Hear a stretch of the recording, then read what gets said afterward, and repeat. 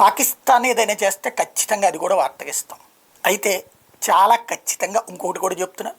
పాకిస్తాన్ చేసింది గొప్ప సక్సెస్సు. భారత్కి ఏదన్నా దెబ్బ తగిలితే పడిపోయింది మాత్రం మాట్లాడను నేను. ఎందుకంటే నేను దేశాన్ని ప్రేమిస్తాను, దేశాన్ని అభిమానిస్తాను.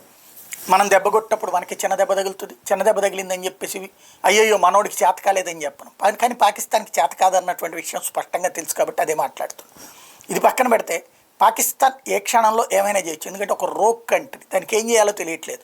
మనం వెళ్ళి తీవ్రవాద శిబిరాలను ధ్వంసం చేసాం. అది కూడా సరిహద్దు యువతలు ఉండి కొట్టాం. ఎట్లా కొట్టామో అర్థం కాక తలబట్టు కూర్చుంటుంది ఇప్పటిదాకా. ఎట్ ద సేమ్ టైం ఎందుకు కంట్రోల్ చేయలేకపోయారో అర్థం కాక పిచ్చెక్కిపోతుంది. ఏదో ఒకటి చేయకపోతే ఆ దేశంలో ఉన్న జనమే వాళ్ళని తన్ని తరిమేస్తారు, లేకపోతే కొట్టి చంపేస్తారు. కాబట్టి ఏదో ఒకటి చేయాలి. అందుకోసం ఇక్కడికి ఏదో ఒకటి చేస్తుంది. అదే సందర్భంలో మనము రిటాలియేషన్ అటాక్ అంతకంటే ఘాటుకిస్తాం. సైన్యం జోలికి వస్తే సైన్యం తాట తీసి వదిలిపెడుతుంది. సాధారణ ప్రజల జోలికి వస్తే పెద్ద దాడే జరుగుతుంది. మనం అక్కడ ఏ సాధారణ ప్రజల్ని ఏమీ చేయలేదు. కేవలం తీవ్రవాద శిబిరాలని మాత్రమే ధ్వంసం చేశాం. ఈ విషయం పాకిస్తాన్ అర్థం చేసుకుని కంట్రోల్డ్గా ఉంటే పర్లేదు. క్రిందసారికి మళ్ళీ ఎక్కడో ఓ పార్కులో బాంబులు వేసేసి నేను వేసేసాను హో అని చెప్పి పాకిస్తాన్ వెళ్ళి చెప్పుకున్నట్టు అట్టనేది ఏదైనా చేస్తే ప్రాబ్లం లేదు.